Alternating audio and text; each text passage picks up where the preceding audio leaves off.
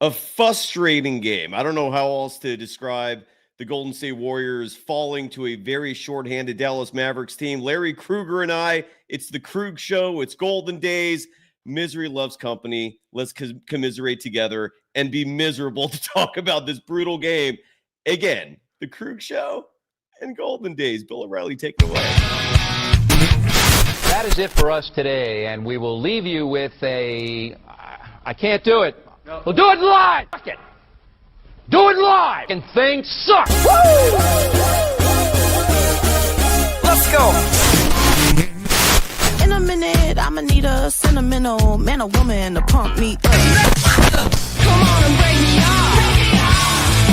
'Cause I get what I want and I like what I see. If you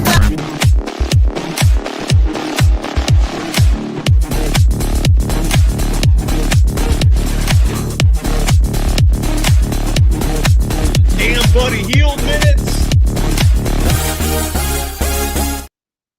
Larry Krueger is on Twitter at SportsLarryK. That's where you can follow the Krug Show and its incredible host. I call him the king of Bay Area sports media. Larry, who's paying your bills, brother? Great to see you on a frustrating night for the Golden State Warriors. Well, of course, the Krug Show brought to you by Pig and a Pickle, the best barbecue in all of Northern California. Check them out. They're in Emeryville. They're in Corte Madera. They're open 7 days a week.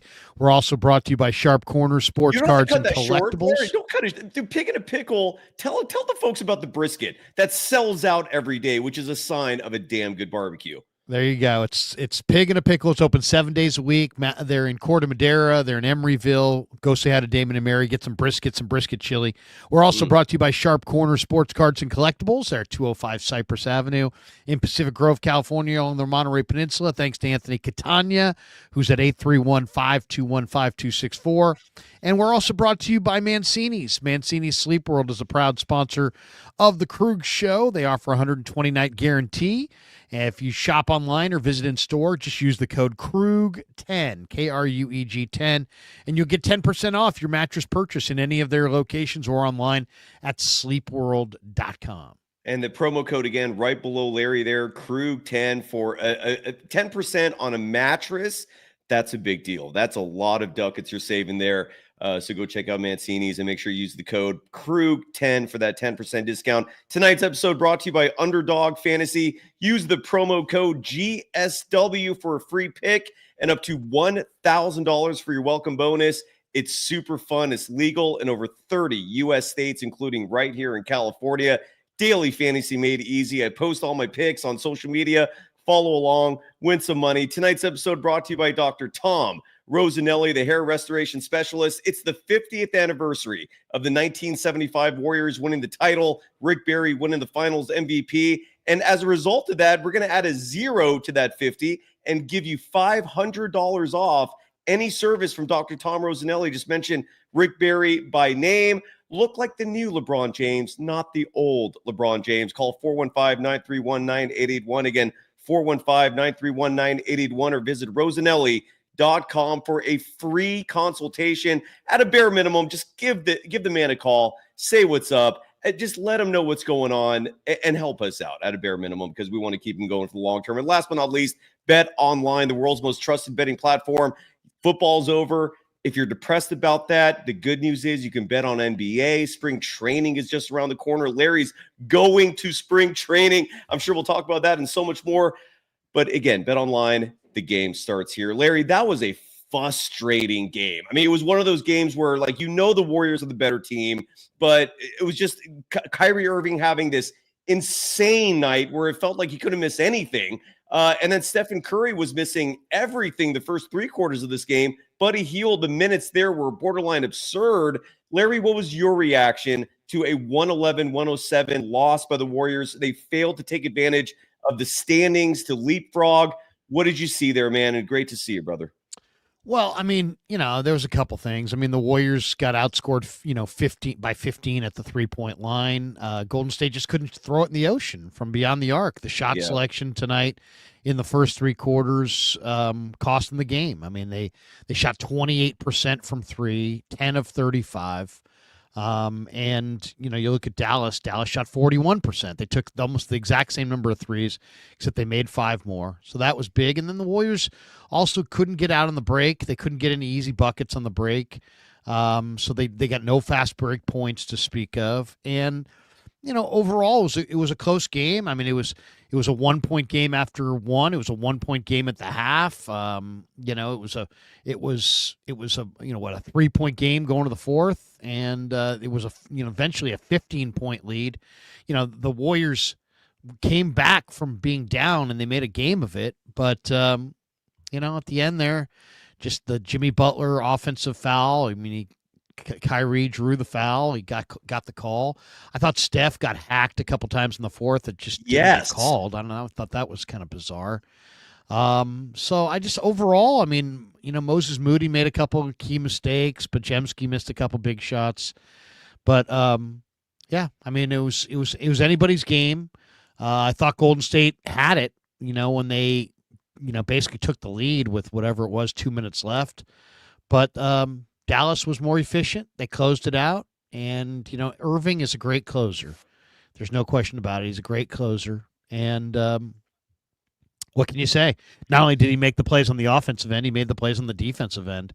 I just thought that, it's like force the ball out of his hands. They did eventually. Make somebody else beat you. But he still wound up beating them. And, what can you say? I thought it was an entertaining game. I thought Golden State was going to win it, but their shot selection was not good enough in the first 3 quarters. There was a lot to break on. The shot selection I want to touch on a little bit because I didn't think the Warriors were running the kind of offense that usually takes care of the opposition. Ball movement wasn't there as normal. I think the fact that the Warriors tonight had just 29 assists reflects that in terms of not running the same smooth offensive machine that we're accustomed to. Part of that was shots not falling. Buddy Hield, I thought, had an awful game, and he played way too many minutes. On a night like this, Steve Kerr needs to learn to pull that leash with Buddy. If he's shooting like this, finish the game 1 of 9 from the field, 1 of 6 from 3, a -21 in net rating, which is a team worst figure, 3 points total in nearly 29 minutes of play, completely unacceptable. But Larry, I think the theme of tonight, what a lot of people are going to talk about, and I hate the fact that this is yet another talking point, but the officiating was abysmal. You brought up the fact that Steph Curry, those non-calls late in the game. I agree with you there, but it extends. I even have like a few examples specific pertaining to just how bad these refs were mucking up the game tonight. They called a 3rd foul on Steph Curry right at the start of the second half. And that foul was egregious. There was, I think, like 0.1 seconds remaining on the shot clock. And they called the foul on Steph that, A, it shouldn't have been a call to begin with. B, to call it that late, you're just giving the Mavericks free points at that stage in the game. And a 3rd foul on Steph, again, ridiculous. It goes beyond that, though. There was that weird to me, play. the worst call, I thought, at least the worst call that I saw was on the Kyrie Irving, rip through. So the guy was holding the ball an inch off the floor, and he rips it through, and the ball and it gets knocked. And they gave Kyrie Irving. I've never seen Kyrie Irving ever bring the ball from his ankles and in one motion shoot a 3 ever. And they gave him 3 points, 3 free throws, and he made all 3. I mean, that was a point right there. I mean, that was a key. Did you understand the explanation? Like Tim Legler was trying to justify the call. Like I thought the NBA revised that rule where rip throughs were not going to be rewarded anymore. But then Legler was the color commentator tonight for ESPN's broadcast, at least if you watch the national version. Like he was trying to justify and explain like some loophole that Kyrie had exposed, resulting in that 3rd free throw. Like, did you understand what was going on there? There is no loophole. There is no loophole. If it's a rip through, it's 2 shots. If it's on the 3-point attempt, it's 3 shots. It wasn't on the 3-point attempt. It was a bogus. He never had the ball to shoot it. I mean, the ball came out at his ankles, and then he just continued up with the motion. He was never. I mean, come on. I mean, so the refs screwed that up. The refs screwed that up, so that cost the Warriors a single point. It did. Okay. Steph Curry missed a free throw at the end. That cost him a single point. Third game in a row, by the way. And that burned him. I mean, those two little things cost them the game. It really did, because, the way it wouldn't have ended the way it ended. It would have played out differently if those 2 points were back in the Warriors' ledger. There was you're absolutely right. Stephen Curry, for the third straight game, has missed a free throw, which by his standards, he leads the NBA. At least entering tonight, he was hovering around 93%. So that's an anomaly on Stephen Curry's part, and especially late in the game when you need that free throw to take a lead, and he missed. But there was another sequence. I'm not done with the refs, man, because tonight was egregious. There was a play, and I'm guessing you'll remember this if you were watching at the time, where they called like a kick ball, and then they had a meeting, and then it wasn't a kick ball, and then it was an 8-second half-court violation, and then it wasn't. Like, why are you stopping the game for 5-10 minutes for bullshit like that? Like, do you remember that moment of the game that I'm talking about? No, I mean, I might have missed that. I was walking in and out of the room. It was a split second. Yeah, that's why I asked. You could have missed it easily, but that was a moment that was just utterly ridiculous. I don't even know if the Warriors ended up getting penalized for that, and then the end of the game, and I'm sure I'm missing a lot of different sequences, and I'm sure the chat's on fire, pointing out a lot of different moments in this game where the refs just bungled everything. The very end of the game, Kyrie Irving is rewarded with an offensive foul. I've never seen a more subjective interpretation of NBA rules than offensive charges. Like, I thought you had to be, when the way we define someone being set, having position defensively, is with your feet being set. Yet when we saw the replay, all I saw was Kyrie Irving shuffling his feet. His feet were never set. He even had to move a little bit to stay in front of Jimmy Butler, yet they called that an offensive foul. I don't get that at all. Did you? What were your thoughts on that offensive charge? Because I didn't think that was a charge. I thought Butler should have had a +1 there, and that would have been the difference in this game. What were your thoughts? Yeah, I mean, I didn't think that was a charge. I also thought there was another sequence in the second half where Kyrie changed his pivot foot on a bucket that he made, and they gave it to him. He changed his pivot foot. He took a fourth step and changed his pivot foot. And it's like, come on, man. I mean, how sloppy is these are supposedly the greatest players in the world. If they're the greatest players in the world, then they should know that you get 2 steps. I mean, they give him 4 steps there, I thought was egregious. So, I've never been a fan of the NBA officials. I know lots of people, the people around the NBA are constantly loving up on the officials. Oh, it's incredible. Oh, it's amazing. Basketball is officiated on every level better than it's officiated in the NBA, in my opinion. It's awful. It's awful at the NBA level. This was, I mean, like, if you told me that there was a conspiracy tonight and the refs were trying to help a Mavericks franchise whose fan base is going through depression, I would believe it, because it looked like that. You'd have to convince me otherwise. This was awful. I don't want to sit here and spend the whole night talking about officiating, unless, Larry, you want to keep this going. But I'm tired of this, man. I hate it in sports. I'm looking forward to the day when we have robots calling things. So at a bare minimum, there's consistency. We know what the rules are, instead of it depending on who the official actually is and what's going on behind the scenes. And it's bullshit, dude. It's such a tiring thing. There's just too much going on here. There's just too much. The dialogue, the players and the refs are on a first name basis.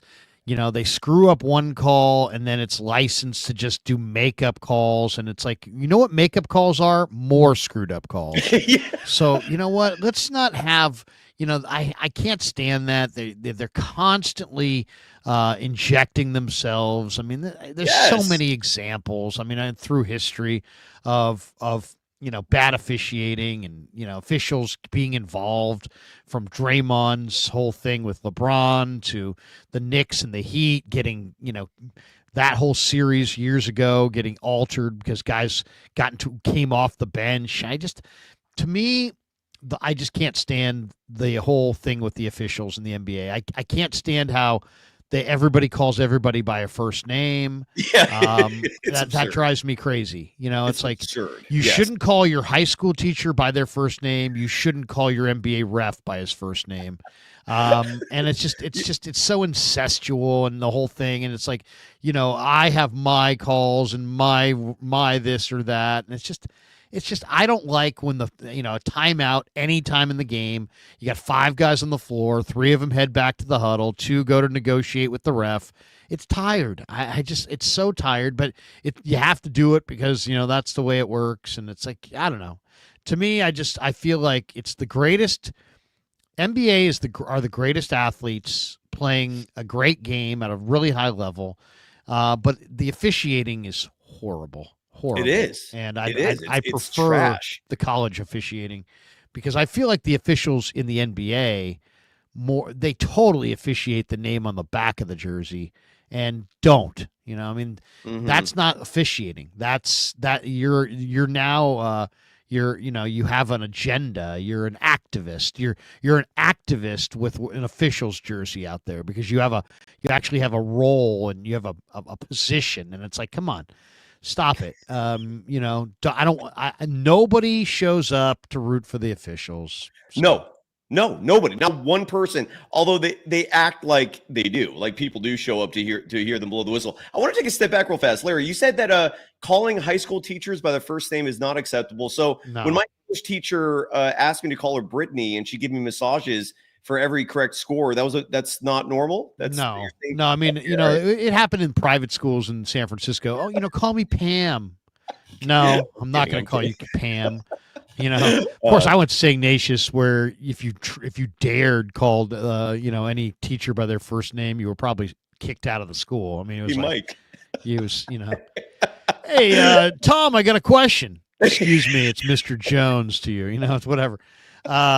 So yeah, no, don't. It just as a rule, I just don't like the fact that there's such this ongoing dialogue, and the people who are pro NBA, who love the NBA, who played in the NBA, who ref in the NBA or coach in the NBA or announce NBA games, they love it. They love it. Oh yeah. There's an ongoing dialogue between. Why is that good? I don't know. That I don't think it's good at all. You don't hear that in the pros. When was the last time you heard the NFL? You ever heard, Drake Greenlaw or Fred Warner address one of the officials? Sam, come on, Sam. That's how.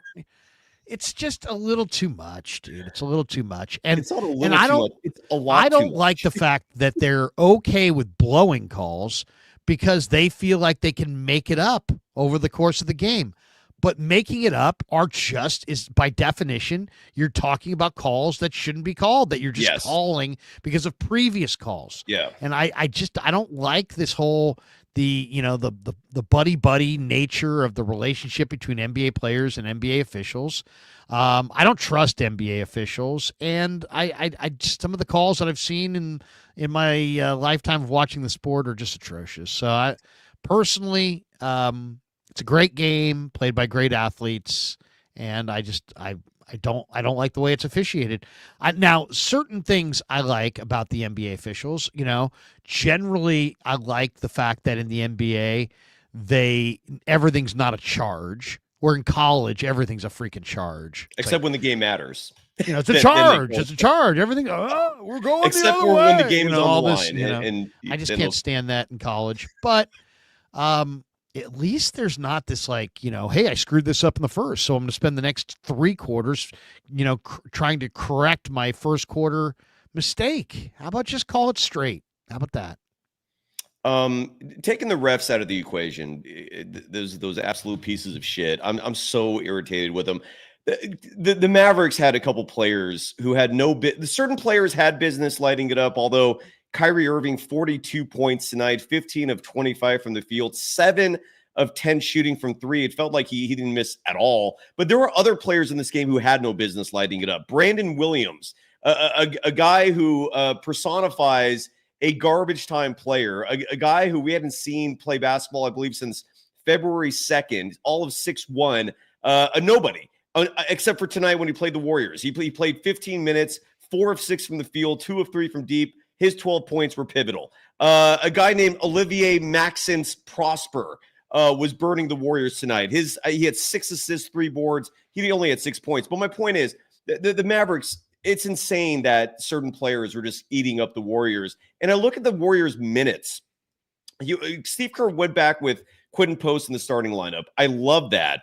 But then for a lot of this game, though, we witnessed this iteration of small ball that I thought we were ready to move on from. Larry, there was a moment in this game where 4 of the 5 players were point guards. It was Podziemski, Steph, GP2, and Buddy Hield. I guess they're point guards and shooting guards. But my point is, if you're going to have those 4 out there with Kevon Looney, don't expect to win. I don't care how small the other team is.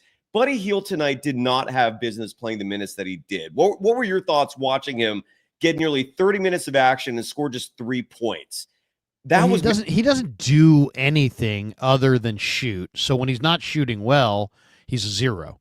Yes. But it wasn't just him. Agreed. I thought, the combination of Moody, Podziemski, and Buddy Hield shot him out of it. I mean, Hield shot 1 of 6 from 3. Moody shot 2 of 8 from 3. Pods shot 0 for 2 from 3. I mean, when you go 3 of 16 from 3 and on 3 guys that all got 20 25 minutes plus, that's going to burn you. And that I thought that was a huge crusher. But yeah, I mean, Buddy Hield is not good. He had no assists. He doesn't make anybody better, really. He's got to be his. It's a make or miss league, and when it's going through the hoop, Buddy's good. But when he's not, it's like Buddy's useless. And he was 1 of 9, 1 of 6 from 3, 3 rebounds, no assists, no steals, no blocks. It's like, minus 21. It was not his night. It was not his night at all. Yeah, and I thought Guy Santos, the Warriors could have used a lot more of him. He only played 12 minutes in this game. Quentin Post, 11 minutes, 44 seconds in this game. Guy Santos had 7 rebounds in those 12 minutes. And every time he plays, he brings so much good energy. He was a plus 10 in net rating tonight. I don't like. I on one hand, I'm appreciative of Kerr for playing him. Period. I mean, because worst case scenario, he's just rotting on the bench even now. But I mean, if you're gonna play him. Like, commit to it, man. Like good things happen when Guy Santos plays. I love the kid. I see him as a part of the future. Quentin Post is showing more and more that he belongs. I just wish instead of 30 minutes for Buddy Hield, maybe you bring that down to 20. Maybe if you see him just not hitting anything all night, move on. You've got options on your bench. Stephen Curry also struggled. You brought up the shooting woes of Moody and Podziemski and Buddy. Steph did not have a good shooting night either. We mentioned the free throw that he missed down the stretch, which was pivotal, but he was only 4 of 13 shooting from deep, whereas while Kyrie Irving was lighting it up with that 7 of 10 performance, you had Stephen Curry, the greatest shooter ever, not on top of it tonight.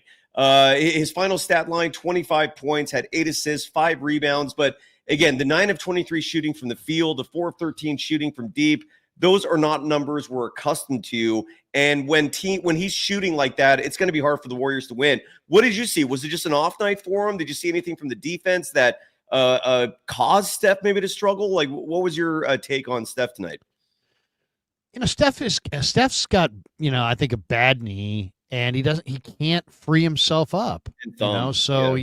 He's covered in the half court where he used to have all kinds of quickness and agility and free himself up, and now he really can't do that. So it's gotta the defense has got to help him out by not covering him, and if they stay on him, he just has a hard time freeing himself up. I do think that when I'm looking at this Warrior team, think about the bench here. Santos gives you energy. Peyton gives you defense. Okay. You need somebody who can give you offense. Now, they got Peyton, got 14 tonight. I thought Peyton was pretty good. But they could use a little bit more offensive firepower, I feel like, off the bench. And there's guys out there that they ought to try to get. The guy that I think I would go for is Bones Highland. Really? Yeah, I don't like him at I've all, always but- liked him. He was good at VCU. He was a scorer. He was. And the guy can dribble. He can score. He's a big time scorer. I mean, and he can handle. He's not old. He's 24. I mean, he's got an incredible handle. He's a great shooter. I mean, great scorer. He can finish. I mean, the Clippers had him. They traded him to the Hawks. The Hawks waived him over the weekend. And this guy first he was with the first Nuggets. round pick. The Nuggets wanted nothing to do with him either. He was originally Right. a Nuggets player. But 38%, almost skeptical, 39% in 20 games with the Clippers from three. So it's not like this guy can't shoot, and he's he's a pretty good scorer. He is a scorer. He's a bucket, man. Just like Kai 17 writes, he's a bucket. I don't doubt that, but he's also a head case, dude. Like I guess what I'm saying is I would not predict the Warriors taking a flyer on Bones Highland. You're right about the talent, but the fact that the Nuggets were like, no, thank you. And then the Clippers are like, no, thank you. I think there's flags there that makes me have second thoughts about that. But so you'd rather on the buyout market, because the Warriors have 2 slots there, you'd rather they spend or use at least one of those slots on another guard? Like you don't think size is more important? Like you'd rather aim for They didn't even play TJD. They didn't even play TJD tonight. They did not play him. Yeah, he was DNP'd. Yeah, so I mean, it's not like they don't have size that they're not using. If you want to use some size, you use TJD. Who do you want? Well, this morning we kind of went over it, and I'll happily go over it with you again tonight. The buyout market, it was a topic of discussion with our buddy Damon Bruce. Let me pull this article up again because I have it right here, and there's a lot of interesting names. And look, if you missed the morning show on Golden Days, all the better. Here's some names. You mentioned Mo Bamba as a player that you like. I don't blame you, man. He would give you defense. He would bring you some toughness and tenacity inside. You mentioned Bones Highland. I'll read all the names off. We might as well, man. Reggie Jackson. What are your thoughts? I love him. I mean, he was really good in the playoffs a few years ago with the Clippers. He's rugged. He's a big-time scorer when he wants to be. He can be a defender. And I like him a lot. So he is available currently. Christian Wood, who was with the Lakers, well, he's hurt. Was formerly with the got Mavericks. A knee problem. He's got a bad knee, doesn't he? Isn't that why they cut him, because he can't play? No, I think it was just a numbers game. I think I thought he had a bad knee situation, didn't he? He might, but I think he was part of the trade. He was part of one of the trades at least, and then he got cut. There's a lot more though. I got more names for you. So Ben Simmons, who we've talked about, is off the market. Clippers signed him. Alex Len is off the market. The Lakers signed him. I feel like Alex Len would have been awesome. But anyways, Bojan Bogdanovic of the Nets. Well, he's a big man who can shoot. There's no question. He can really shoot. Yeah. You talking about Bogdan or Bojan? Bojan. Yeah, Bojan can really. Bojan's a big man who can shoot the ball. I mean, I don't know how healthy he is, but he's interesting. Seth Curry. I mean, do the Warriors want another 6'2" player? I don't know. If he can shoot, I mean, they seem to have no issues playing other 6'2" guys. So I don't know. I mean, Bones Highland is like 6'1". Bones Highland's way longer though than Seth Curry. Bones Highland plays like a 6'4" player. I don't know. I mean, if seems like Seth has had many opportunities to rejoin the Warriors at different points and just hasn't. So my guess is he doesn't want to. But I know, and which is weird to me. I personally would like to see him back. What about Vasily Micic? He's interesting too. I mean, I like his game. I mean, he's got some fire. I kind of like his game. He's out Cam there. Reddish. I don't like Cam. Cam, I think, is out of shape. I don't think he takes his games that seriously. Yeah, I liked him in college. I don't like him anymore. PJ Tucker. No, old. I mean, if all you want is somebody to shoot corner, he can only shoot in the corner, I think, for the most part. He doesn't do 4 years ago, yeah. He's rugged, 40. two-way player. He hasn't played in like 2 years because the Clippers just didn't want him, but they were stuck with him. What a weird scenario. Cody Zeller. I've always liked Cody Zeller. I mean, Cody Zeller is the better of the Zeller brothers. He played at Indiana. Yeah, he's not bad. He's a big guy who can run the floor and do some things. I kind of like Cody Zeller. All right, and I saved the best name. And then he needs Rosanelli too. So I mean, if you get Cody Zeller, maybe you could get him to come on the show, and maybe Rosanelli could hook him up. Dude, Cody Zeller is the atypical Dr. Tom Rosanelli client. If anybody needs the services, it would be Cody Zeller. 415-931-9881. Go call him, Cody. He'll help you out. Here's some really good names now. And these players are not available yet. They might not ever be available, but these have been names that have been floated out there as potential buyout candidates, and these are the marquee names. The first one is a player that formerly played for the Warriors. A huge regret on the Warriors' part to let him go. He might be available again, and that's Chris Boucher of the Toronto Raptors. Gives you size, knows the system. Your thoughts? Oh, I mean, I like Chris Boucher. Why is he available?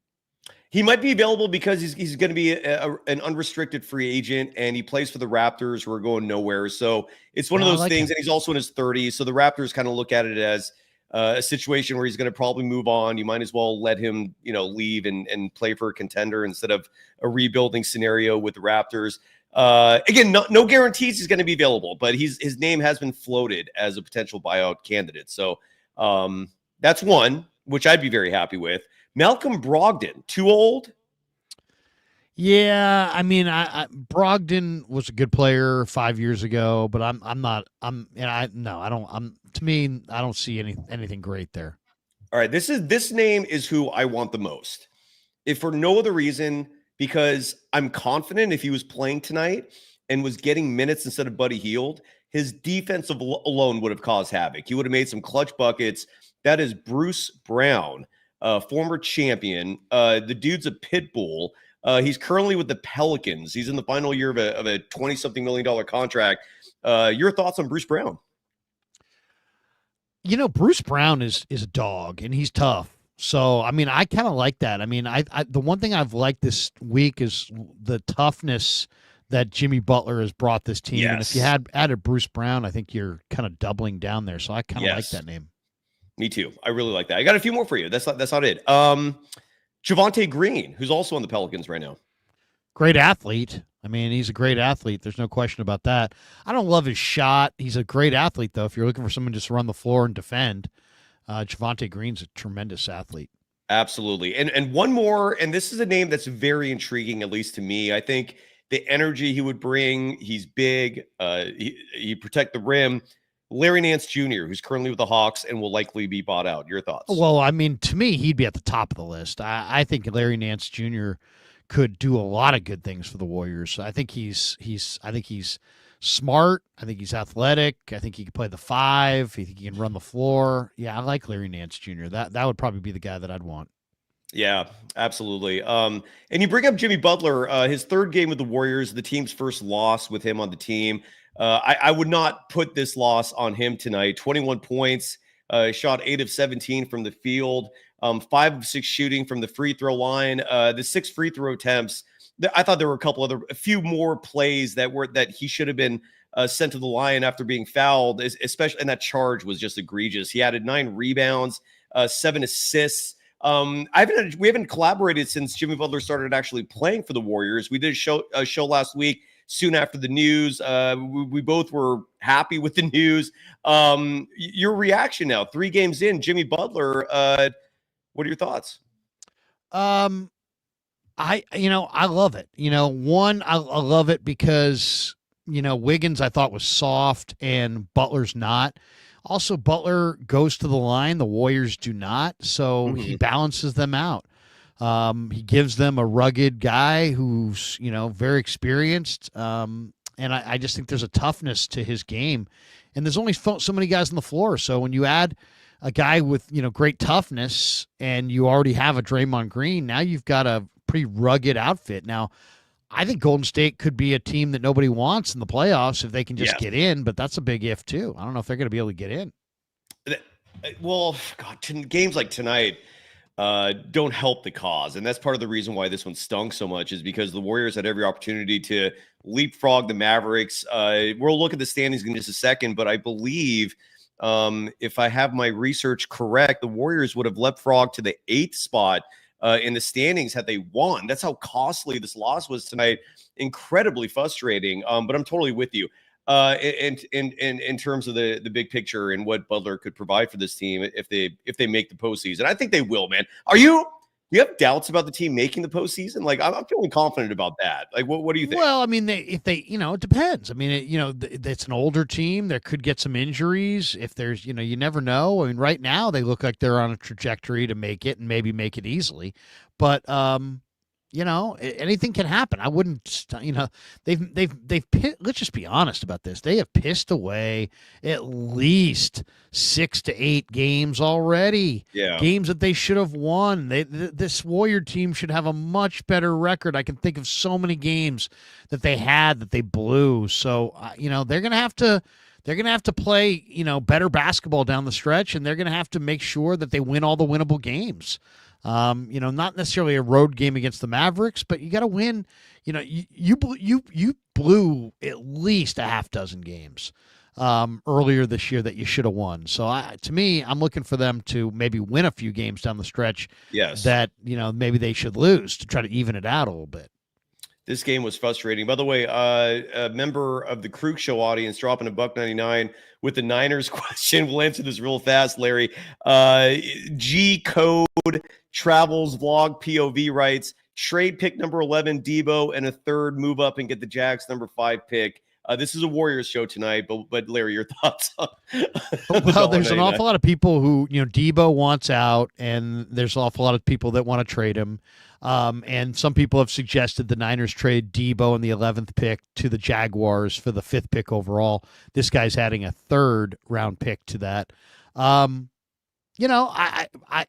don't know. I'd like to know who that person wants a pick at 5. But yeah, I could see a trade involving Debo to Jacksonville. I don't think it's I don't think that would be the first place that I think he will get traded. I think I could see him in a couple other spots, like more of a contending team than Jacksonville. But yeah, absolutely. All deals should be, the Niners should consider all deals for Debo Samuel. And especially if you could find one that would bring you a receiver in return, because they're going to need a receiver, even if they get rid of him. Good call on that. A Brooklyn opinion dropping $1.99 saying, so we agree then that Steve Kerr blew a lot of games as coach of the Warriors. I think he's hurt more than helped this year, but that's just me. Larry, it was weird to me. I can't remember off the top of my head if the final play was scripted or if they brought the ball up. I can't remember off the top of my head, and I apologize for that. But Moses Moody took the 3 that would have given the Warriors a 1-point lead in this game. He was wide open. Moses Moody's 3-point shot was not falling tonight, as you mentioned. 5 of 13 from the field, 2 of 8 from deep. I thought he had a good game otherwise. He 14 points in this game, added 5 rebounds. He added 2 assists. No assists. I'm sorry, but 14 points, 5 rebounds, a +8 in net rating. They were playing winning ball out there when he actually played. But of all the players on the team to take that last shot, is Moses Moody the guy? I don't know, man. What were your thoughts about that? Well, I don't have a problem with Moses taking that shot. It's just that, he shot 2 of 8 from beyond the arc tonight. He didn't have a single assist. Yeah. The one thing about Moses is Moses seems like a guy who can make shots, but does he set up other players? Does he, can he pound a couple dribbles and find somebody, a cutter going to the bucket? It just seems like he is either, he's either shooting it, he's got to finish the play, he can't really facilitate for others. I don't see him as a guy who, if he drives, he doesn't drive with the intent to pass. When was the last time he drove and made a slick pass for a layup to somebody?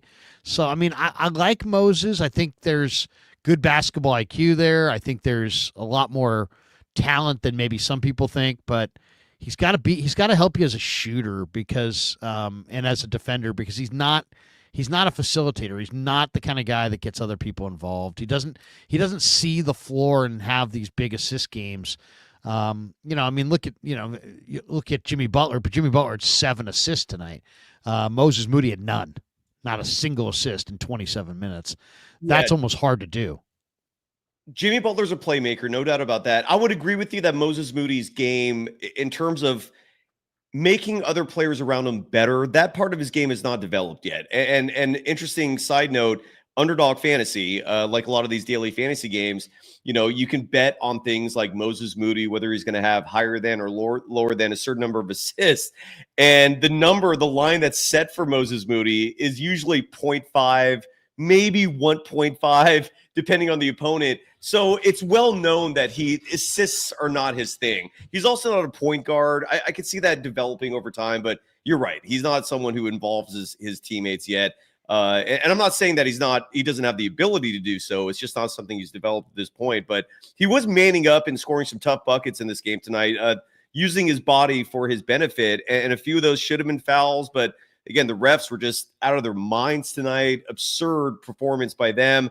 They shouldn't be performing, period. They should just be calling a consistent game and staying the hell out of the way instead of us talking about it. But what are we going to do there, So I do believe, I saw a few people in the chat tonight, and I think Damien LaRoche, who is a Golden Dazer, brought this up as well. Jonathan Kuminga has been out for a while. He's been out since early January. It's been over a month now.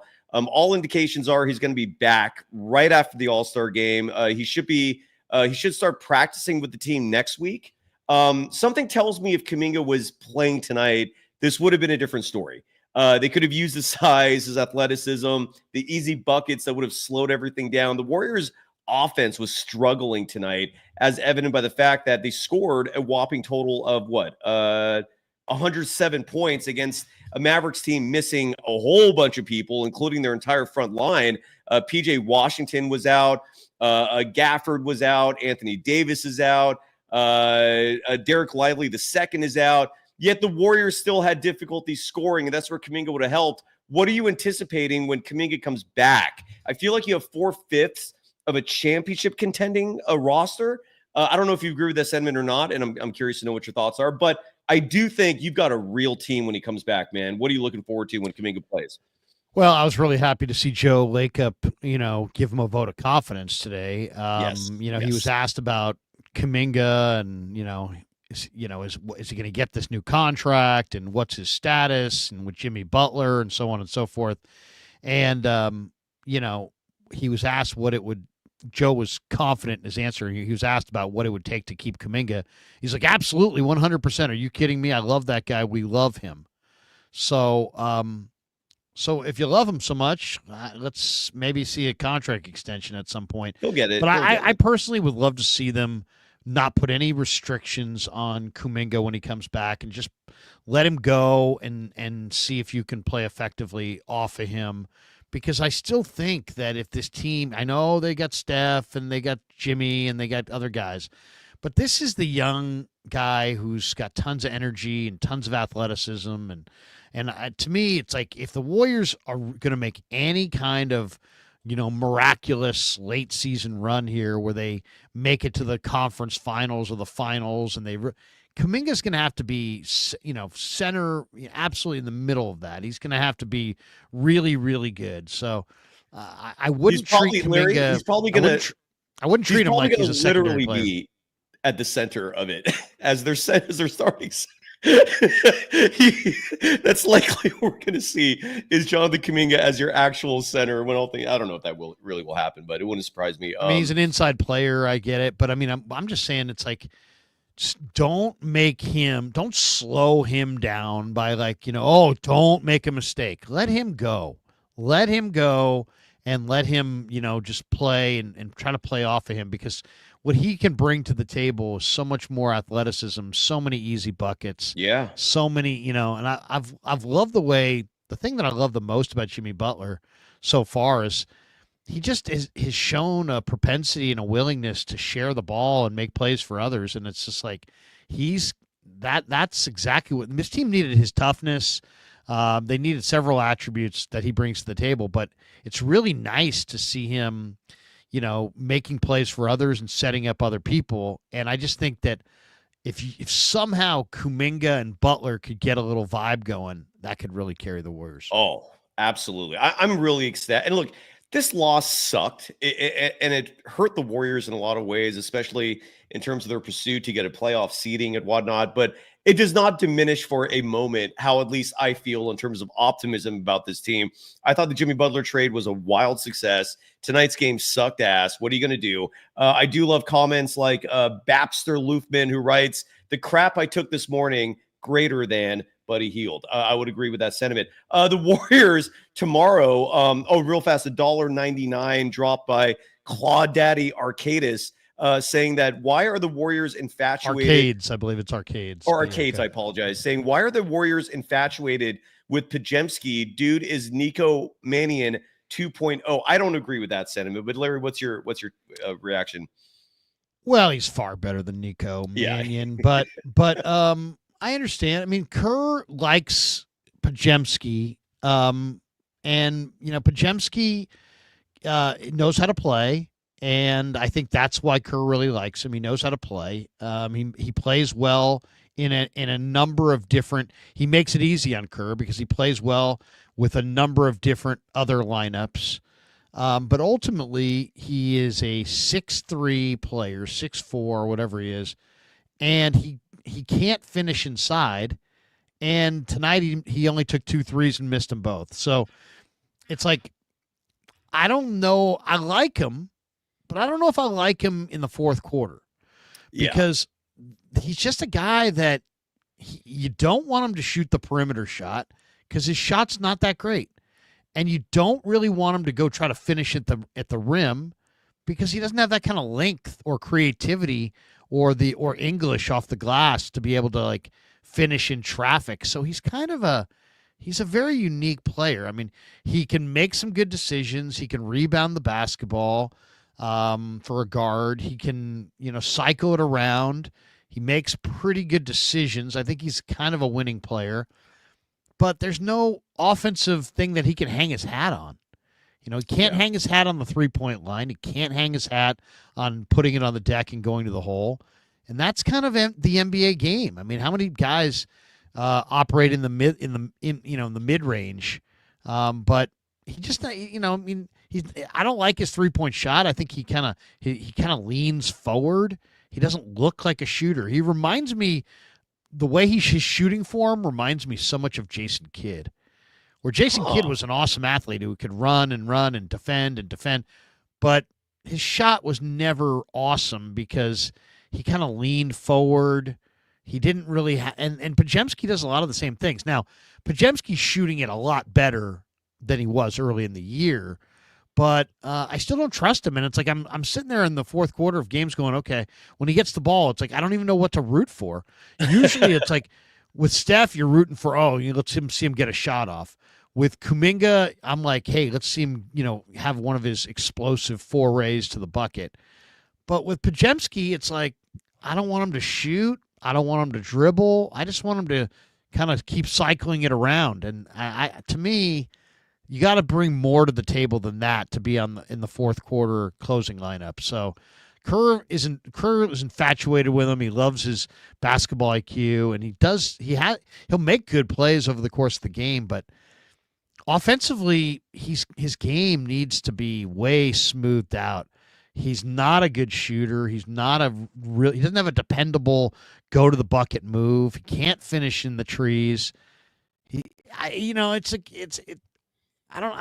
not a lot of offensive potential there. So they love him, but they got to have other scorers. He can get other scorers the ball. He understands spacing, but if he himself has to provide the offense, you're in trouble. Agreed. He's not, look, I think his stats reflect who he is at this point as a player. I'm glad to see his 3-point shot has improved. It's now up to 32.5% on the year. But look, this is a guy who's averaging 9.5 points per game, 3.5 assists per game, 4.7 rebounds per game, in 25 minutes per game. That's what you're getting from him. And if there's ever a stat line that reflects who a player is, again, at this point in his career, I don't doubt that he can improve and become a guy who maybe someday scoring 15, maybe dishing out 8 assists. I do like the Jason Kidd comparison in the sense of like they're very, very similar styles. Like they're both they're bulky type point guards where they got some muscle on them, and so you can't really push them around. Their foot speed's good, not great. Jason Kidd, you're right, did not have a lot of touch on his shot. Even though he's a Hall of Famer. I mean, Jason Kidd is a million times better than Podziemski. I mean, I don't want people to think that we think that these guys are the same. They're not. Kidd was an all-timer.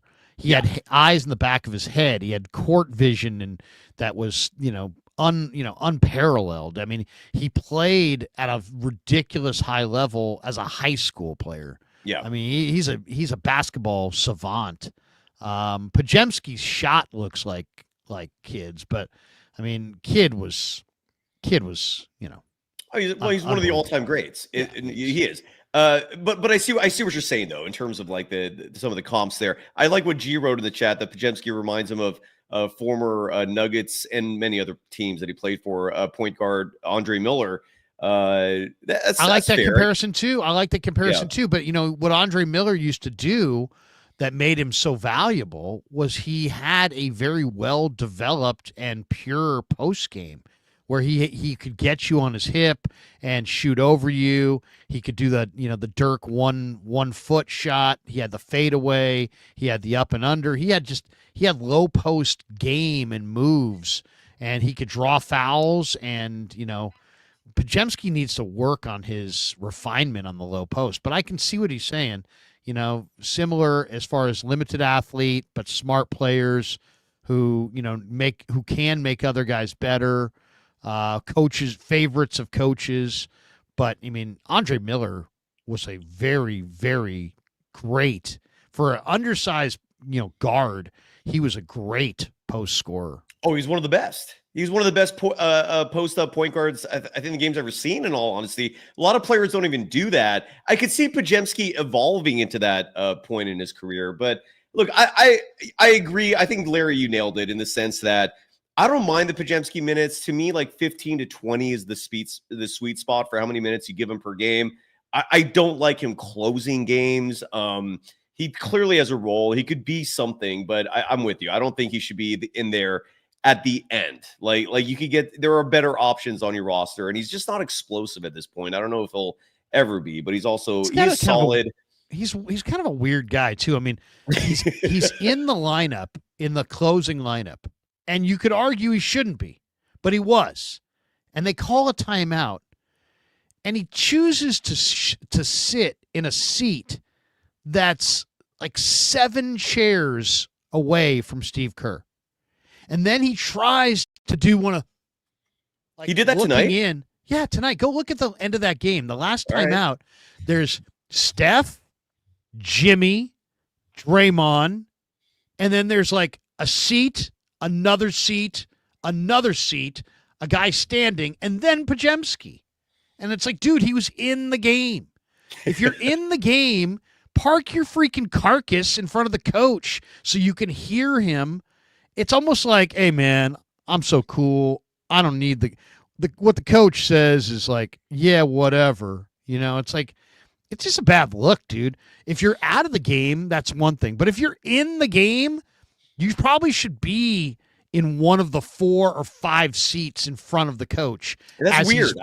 He's writing stuff on a board and showing it and talking. And instead, you're 5 seats over to the right, leaning across some other guy trying to hear.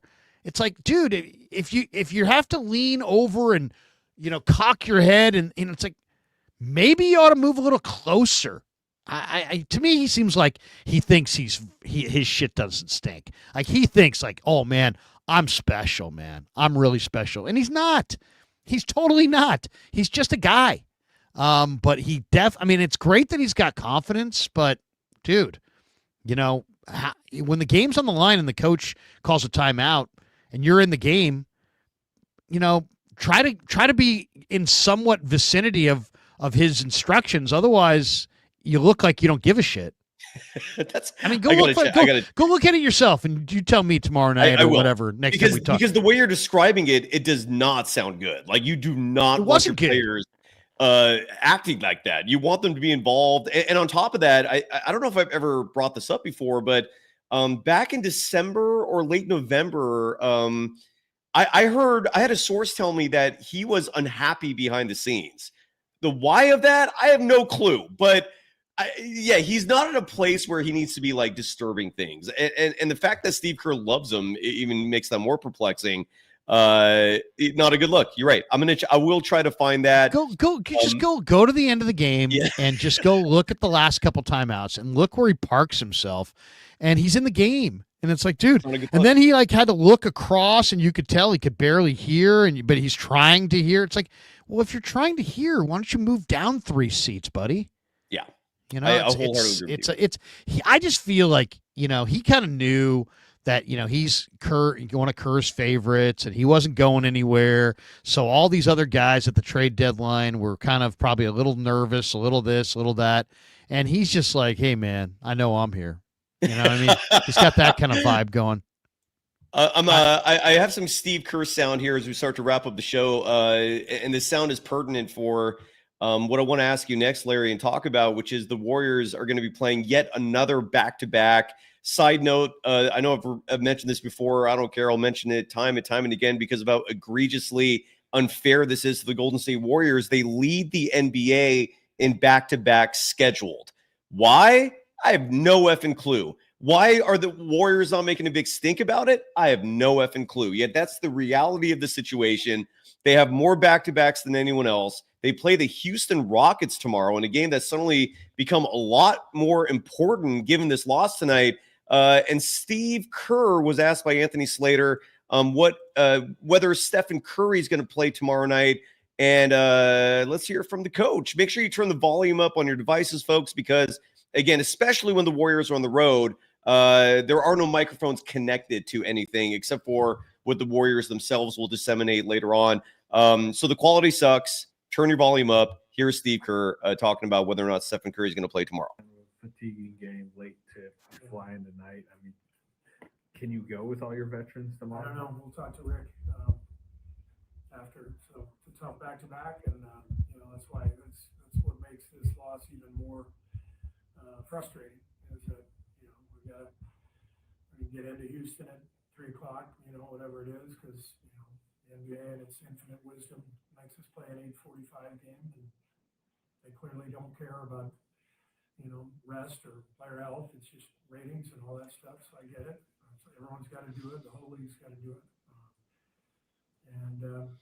So it is what it is. We got to strap it up, get ready for tomorrow. Larry, I feel like, just piggybacking off what he said there, I feel like the NBA does not give a shit about Stephen Curry, despite the fact that he's one of the biggest moneymakers. He's one of the biggest drivers of ratings. You look at the way officials treat him, and that's the conclusion I will come up with, man. That and the fact that the back-to-backs, again, lead the NBA. That is not the treatment that a player of Stephen Curry's stature should be receiving, yet that's the reality we're in. We don't know if Steph's going to play tomorrow. What are your thoughts on tomorrow and everything I just said? Well, I mean, first of all, Steph plays the game at a really, really high level, but he doesn't play the game like a James Harden. He doesn't play the game like LeBron James. He doesn't play the game like, I'm trying to think of other players in the past, Corey like Jimmy Maggette. Butler. He doesn't play the game like, like Trae Young. Like Magic Johnson. Magic Johnson, I mean, for the last 5 years of his career, every single freaking time he drove the lane, he was like, oh, and he drew those calls over and over and over again. Steph doesn't do that. Steph doesn't try to sell the in-between calls. He's out there to play, and he's out there to compete, and but he doesn't, I mean, he's not an actor. This is not The Bold and the Beautiful. He is not. He's not a soap opera actor trying to sell things. LeBron is. LeBron absolutely is. Magic Johnson absolutely was. Kobe Bryant, to a large degree, absolutely was. James Harden, Chris Paul. They loved. They're the biggest flopping exhibits left and right. These guys flop left and right. They're constantly selling calls and trying to get the officials going and this and that. And Steph doesn't do that. Steph doesn't play that way. And you would think that he would get calls because of his stature within the sport, but the NBA officials have had to officiate in a league where guys do sell calls, and they do sell, and some of them do it really, really well. And so there's like a percentage of the calls that these guys get because they sell it well. Well, guess what? If you're not trying to sell it at all, you're not going to get those calls. And so Steph doesn't get those calls because he's not out there trying to sell it. And they don't obviously feel the need to really protect him. I thought he got knocked around 2 or 3 times in the fourth quarter of this thing that he easily could have gotten calls and didn't. Yes. And that happens every game. Every game I see contact. Again, Steph had that welt on his temple that from was the Bulls game, I think, or like no call. That came from a foul that was not called, yet he has this big fat welt on his temple. It's egregious. It's asinine. I've used that word 3 times tonight. I'm sorry. But Fritz D. Wayne says Steph doesn't drive as much, and thus he doesn't get calls. And that's part of it. But here's the bottom line. When you're a shooter, and anybody who's ever shot a basketball, I don't care if it's at the YMCA, I don't care if it's, what level. If somebody hits your hand on the shot, any contact on the hand, it's got to be a foul. Steph has multiple times a game where his hand makes contact with the defender's hand, and he doesn't get that call. That used to be an automatic. If you touch a guy's hand in the process of the shooting motion, that is a foul. I don't care if it's a light touch of the hand. He's had shots where he's shot the ball and the guy's fingers lock with his fingers and he still doesn't get the call. Yep. So it's bizarre, but we're at a point where NBA officials respond. Guys sell calls because officials go for it. Believe me, the LeBrons of these guys would not be, James Harden, Chris Paul, these guys wouldn't be making a career of this if it didn't work. It does work, except Steph doesn't play by that code. He's just like, hey, you know what? I'm not going to play that way. I'm not going to flop. I'm not going to just, sit there and pretend to, I'm not going to do everything for effect. I'm just going to play. And if you got it, you got it. And if you don't, I'm going to look at you kind of funny, but that's it. He doesn't do a lot, and it's bad. It's bad. It is bad. We're at the hour mark, Larry. We're wrapping it up here. Tonight was a full slate of NBA games, 15 games, including all 30 teams. Are you your call, man? If you got to bounce, I get it. If you want to. I do. I got to bounce. I got an early morning, but I appreciate you having me.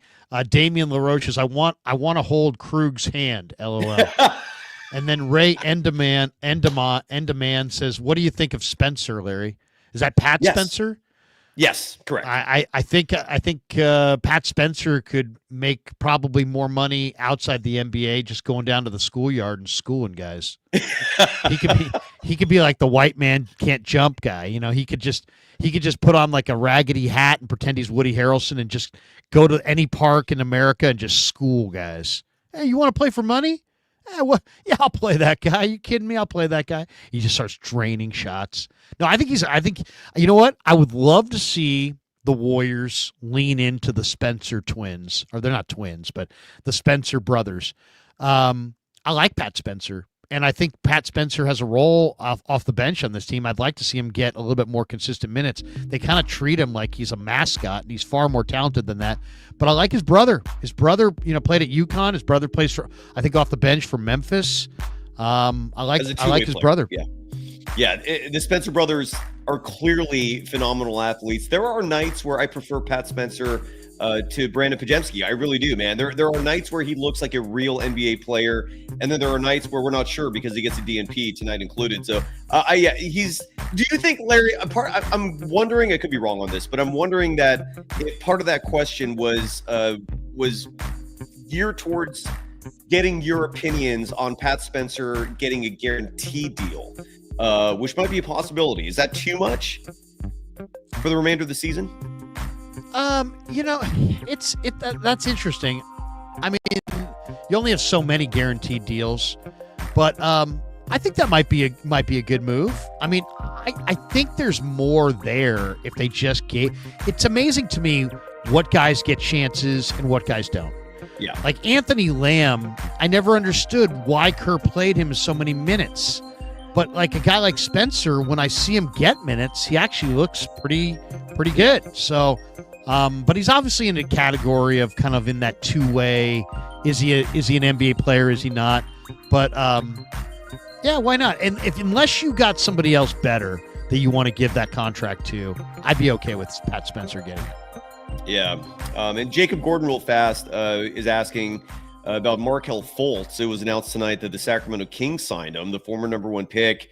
The Kings, to the best of my recollection, I don't remember them having a single point guard on the roster. I know Malik Monk is their starting point guard, but that's not his natural position. So the Kings signed Markelle Fultz. Any thoughts on that before you bounce? I don't like Markelle Fultz. Never have. By the way, Luke Luna's like Ty Jerome caught a lot of heat from Larry, and now that he's moved on, he's been balling. I'm not sure if I was the one giving him heat. I was giving him heat. And look, I don't know where that chat comment is. That's at 10:26. Luke Luna says that I was giving him heat, but I think it was more you that was giving him heat. It was much more me. And I actually like Ty Jerome. I didn't like Anthony Lamb. I didn't like either of them. I don't mind Ty Jerome. I like Ty Jerome at Virginia. He won some big tournament games. He's got a good handle. I mean, Ty Jerome I think's better than people think, but I did not like Anthony Lamb. I thought Anthony Lamb never should have been getting minutes over Moody or Kuminga. I was against both of them. Don't forget Ty Jerome, 2 things. One, his net rating that season was like minus 150 or some. I don't have it memorized or in front of me, but it was some absurd stat where he was clearly the worst player on that team in terms of net rating. Every time he was out there, the team sucked. He didn't play at all last year. Okay, so yes, he's putting up good numbers with a Cleveland team that is stacked now. But don't pretend that for the first time in his career he's having decent numbers and he's playing decent ball, that means that the Warriors blew it 3 years ago. No, I still would not want Ty Jerome on my team. He is a defensive liability. He's putting up good numbers for a Cleveland team that is stacked with size. He's gotten stronger. He's definitely gotten stronger. He's definitely gotten a little bit more sudden. He's worked on his body a little bit. He understands the NBA game a little bit better. I mean, it's a different game. Let's be honest, man. I watched Ty Jerome at UVA. He was a really good player, in college. But the NBA game is so different, and it takes an adjustment. And now he's adjusted, and he's in the prime of his career. He's probably playing the best ball of his life right now. Yep. Again, on a very stacked Cleveland team. So, and look, all I'm saying is I don't regret for a second what I was saying back then because it was not working out. Okay, like maybe it would work out now hypothetically, but 3 years later, who knows? And again, he did not play at all last year because of an ankle injury. The whole season, just wiped because he had an ankle injury. So no, I'm not going to sit here and have regrets about my sentiments from back then. Larry, where can people follow you? Any love to your sponsors before you go? And I'm going to carry this for like one more super here from Claudaddy at the bottom. He says, I'd rather listen to LK do his Ralph voice, notably the story about the bookie paying and collecting, instead of watching pods in the fourth quarter. Are you going to indulge? He dropped $4.99 for that. I know. Well, so Ralph, we used to work with Ralph, and Craig, I know you're always talking about gambling. I know you got a guy. I know you got a guy that you bet with. Can you get Ralph down? Can you get me down? I'd love to. It'd be great if you could get me down. And I said, Ralph, let me just tell you about my guy. My guy pays. He's like, good. Oh, that's great. That's great. That's really great. But Ralph, my guy collects. And he's like, ooh. That's all he said. And I said, that makes me nervous, Ralph. My guy will pay you if you win, but if you lose, my guy will collect. And guess what, Ralph? If you don't pay him, he's going to collect from me. So you better pay him. I go, if I'm going to give you this guy's number, you better pay this guy. He's like, I know, come on, I'm good for it. I don't welch. Like, all right, I'll give you his number. Oh. And then I even told the guy, I said, hey, man, you cap this guy. You cap this guy out at like, Don't let him go big numbers on you. You know what I mean? And if he starts betting, in C notes and that kind of thing, push him. Give him limits. Give him limits. It's like, you sure, Krug? I'm like, yeah, I'm sure. Krug, thank you for setting me up with your guy. He's very friendly on the phone. Well, guess what, Ralph? He's not as friendly when he's collecting. Oh, that kind of scares me. I'll pay. He's one of a kind human being. Like no one else like him. Vis-a-vis. All right, brother. Have a good night, man. His call sign, Angels Fly because they take themselves lightly. Was that his? No, the best was this guy had so much vacation that he used to take off for Christmas break at like December 3rd. But he would insist on the final show that he did at doing his like goodbye to the holidays. So I just wanted to let everybody know I'm not going to be here for the next 3 weeks. I got a lot of vacation piled up.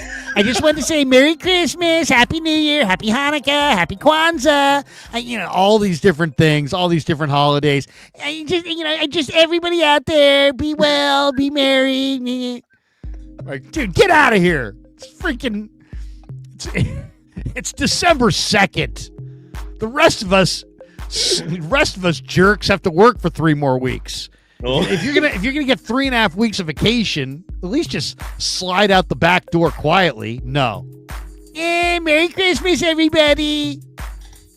He was so eccentric. Like he would never like his producer was this individual named Jen Violet, and he would never call directly. Like his method of communication was calling and leaving messages, and then you'd have to call and leave a message back. Like this was before text messaging and all that. So that was the only way he would communicate with you was he'd call, leave these long ass voicemails, like 5-10 minutes of just endless conversation with himself. And then you'd have to call back and leave a message for him. That's how it worked. It was one of a kind, man. The guy was incredible. Brutal. All right, brother. Good to see you, man. Have a great night. You too, brother. We'll talk to you soon. Can you do a Go Sharks before I can't do Ralph. Go Sharks. I was sitting there. I was on the glass, and I was talking to Vinny Damfoos, and then Vinny said, all right, brother. Have a good one, man. You too, brother. That's the great Larry Krueger. For the Krug Show audience, I'll be with you for just a few more minutes. I'll put the link for Shardul real fast in case he wants to join us for the great Shardul. There you go. Just in case if you're available. All right, let's go through the scoreboard and we'll call it a night. 15 games on the docket across the association. The LA Clippers, 128-114 winners tonight over the Memphis Grizzlies. A lot of Western Conference battles here. The Clippers improving to 30-23. The Grizzlies dropping to 38-16. Desmond Bane, 23.6 rebounds in the loss. Kawhi Leonard getting his groove back, 25 points, 3 steals in the win for the Clippers, a win that did not help the Warriors. The Utah Jazz upsetting the LA Lakers tonight in Utah. Lowry Markkanen, that's Lowry, like Mike Lowry from the Bad Boys movies. Lowry Markkanen, 32 points, 3 steals in the win for the Jazz, who improved to 13-40. The Lakers drop to 33-20. LeBron James, 18 points, 6 rebounds, 7 assists on the night for LeBron. I'm looking at Luka Doncic's stats real fast. So Luka finished this game with 16 points, 4 rebounds, 4 assists, a minus 19 in net rating for Luka's second game. I'd prefer Jimmy Butler's performance. The Denver Nuggets, 132-121 winners tonight over the Portland Trail Blazers. The Nuggets improving to 36-19. Portland dropping to 23-32. Jamal Murray scored a career high 55 points tonight. Klingon, the rookie for the Portland Trail Blazers, he was their top performer, 17 points, 20 rebounds, and 3 blocks. We're going to take a pause here to bring the great Shardul, who's going to sit in for Larry's spot. Shardul, what were your thoughts about tonight's brutal loss for the Warriors? Hey, Sai. Hey, Shardul. How are you doing? You can't hear me? I can hear you loud and clear. So, can I plug in my headphones and come back? Just come on. We're getting out of here. Just go. The floor is yours. Go ahead, Shardul. Sai, so this was a tough loss for the Warriors. They went down against the Mavericks 111-107. It was a gut-wrenching loss. And they could have won this game easily, but it didn't go their way. It did not. And Kyrie Irving led the way with 42 points. He was unstoppable from three. What would you have done differently to handle Kyrie tonight? Contained him. Didn't let him get. If you contained him and wouldn't let him get so hot from three, they would. The Warriors would have won this game. It was a brutal loss. What were your thoughts on the refs? I think the refs made I think the refs made so many bad calls. I don't agree with all the decisions the refs made. Shardul, are you going to join me tomorrow night? I think I'm hosting solo. Are you going to be with me?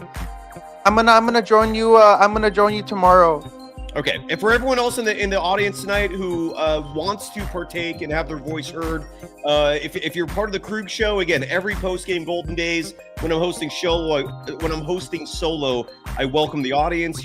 Please join in. Join me tomorrow night. Shardul, that includes you. All right. We're wrapping up the show right now. I got the scoreboard. This was a brutal loss, man. I want to light it up and call it a night. So I'm going to bounce here in just a second. I'll come and look nice tomorrow as your co-host tomorrow. You know what? You can do whatever you want, Shardul, but I look forward to seeing you, okay?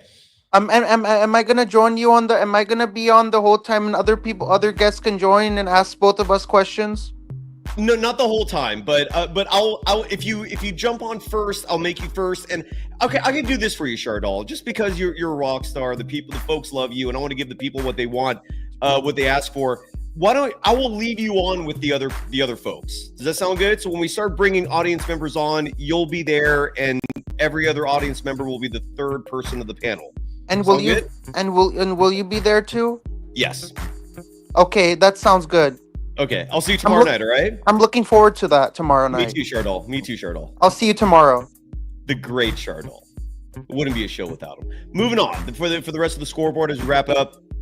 The Houston Rockets thankfully also played a game tonight, so at least they don't have yet another ridiculous competitive advantage over the Golden State Warriors, because that's what the NBA does to Dub Nation and the Warriors. The Rockets play tonight as well. They thankfully beat the Phoenix Suns 119-111. Tori Eason, now I gotta look it up because I forgot if it's Tori or Tari Eason led the way for the Houston Rockets tonight with 25 points, 9 rebounds, 3 steals. Kevin Durant, 27 points, 9 assists in the loss for the Phoenix Suns, who dropped to 26-28. Houston improves to 34-20. The Warriors will play the Rockets in Houston tomorrow night. The status of numerous veterans up in the air because of tonight's brutal loss again to the Dallas Mavericks. The OKC Thunder 115-101 winners tonight over the Miami Heat. This game was notable for a huge comeback by OKC in the second half. They improved to 44-9. Miami drops to 25-27. Bam Adebayo, 27 points, 15 rebounds in the loss. Shai Gilgeous-Alexander, 32 points, 9 assists in the win. Damien saying if Shardul is going to be a bigger part of the show, that you're gonna jump in. I hope you do, brother. I really hope you do. Miguel Jameson saying if you make your shots, you won't have to blame the refs. I guess. But it goes both ways, right? The free throw discrepancy tonight, by the way. The Warriors had 18 free throw attempts to 15 for the Mavericks. So Dallas did not have an advantage when it comes to free throw attempts, but in every other aspect they did. All right, let's move on to the rest of the scoreboard. They got a jam-packed slate of games. The Sacramento Kings, unfortunately, winners tonight over the New Orleans Pelicans, 119-111. The Kings improving to 28-26. The Pelicans dropping to 12-42. Keon Ellis, 27 points in the win for Stack. Zion Williamson, 33 points, 9 rebounds, 7 assists in the loss. 2 more games to read. Yeah, no, I stand corrected. A shitload more games. The Milwaukee Bucks 103-101 winners tonight over the Minnesota Timberwolves. Milwaukee improves to 29-24. Minnesota drops to 30-25. Kyle Kuzma, 19 points, 13 rebounds in the win. Rudy Gobert, 20 points, 14 rebounds in the loss for the Minnesota Timberwolves. We'll cover the standings in just a moment to wrap up the show. The Detroit Pistons are going to enter the All-Star break above 500. So congrats to them for finally turning the ship around after decades of mediocrity. They're 128-110 winners tonight at Chicago over the Bulls. Detroit improves to 29-26 on the year. The Bulls drop to 22-33. Jalen Duren, 16 points, 14 rebounds in the win. Nikola Vucevic, a player of the Warriors, reportedly targeted, 21 points, 14 rebounds in the loss.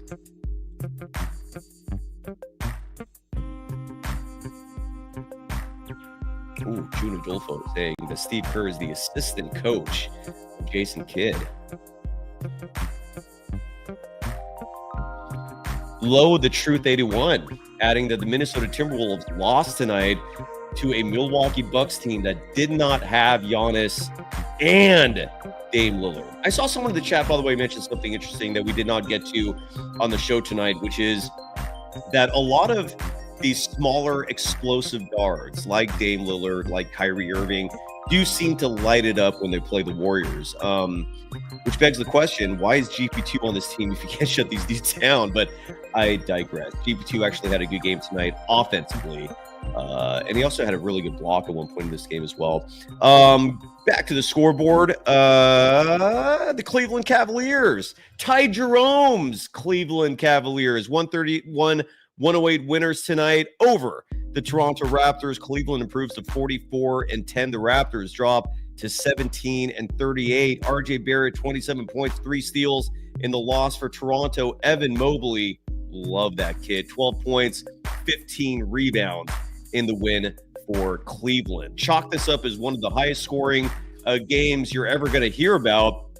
The New York Knicks in overtime defeating the Atlanta Hawks at Madison Square Garden 149-148. Let me repeat myself. 149-148. They combined for 297 points. Safe to say they overcovered. Karl Anthony Towns, 44 points, 10 rebounds in the win. Trae Young, 38 points, 19 assists in the loss. 3 more scores, we're almost there. 4 more scores, we're still almost there. The Brooklyn Nets, 100-96 winners tonight over the Philadelphia 76ers.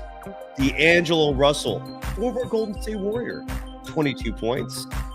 Grimes for the Sixers, I have no idea who that is, had 30 points and 9 rebounds. Who is Grimes?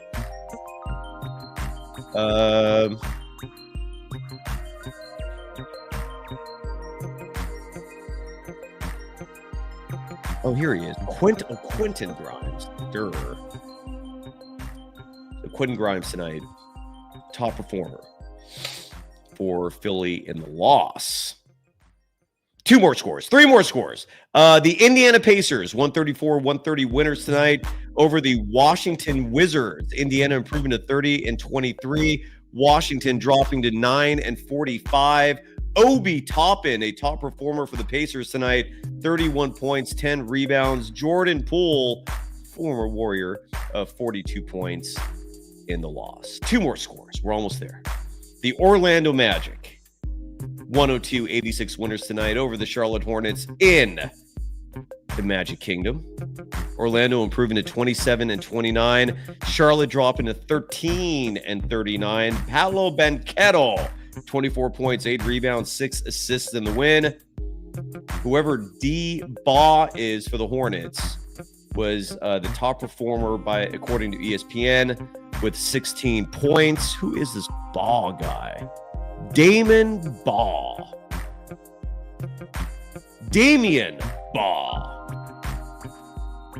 24 years old. He's a rookie. I'm going to guess an undrafted rookie.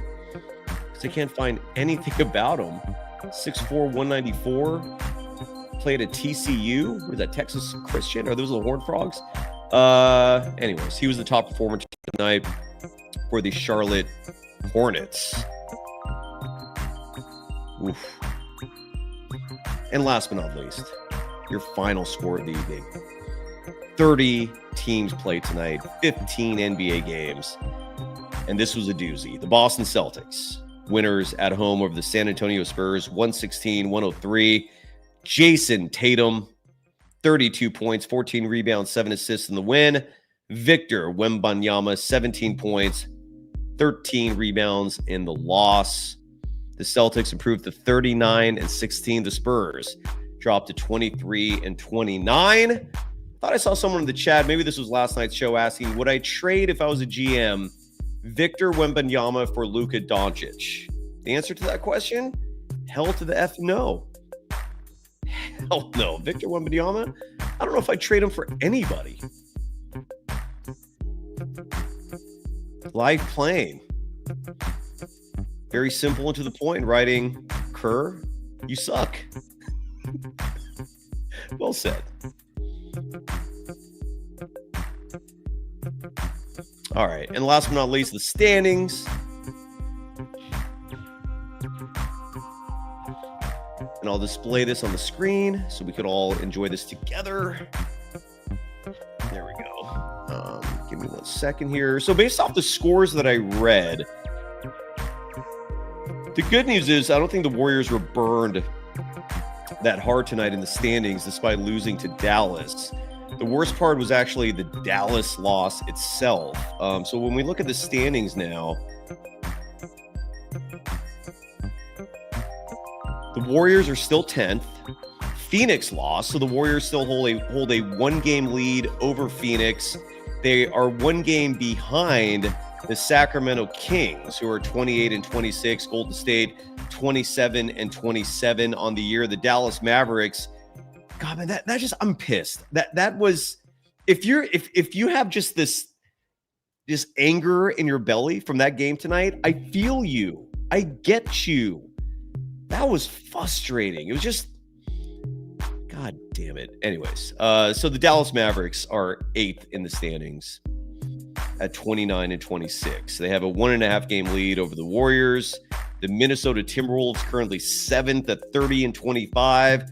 They have a 2.5 game lead over the Warriors. The LA Clippers, the team that the Warriors undoubtedly are targeting in the standings, because it would mean that they would secure a playoff spot and not just a play in. The Clippers at 30-23 currently sit 3.5 games ahead of the Golden State Warriors with the 6th seed, and then 5 through 2 is like its own group. The LA Lakers are 32-20. They have a 6-game lead on the Golden State Warriors. The Houston Rockets have a 7-game lead on the Golden State Warriors at 34-20. The Denver Nuggets, a 7.5 game lead on the Golden State Warriors. 8.5. At 36-19.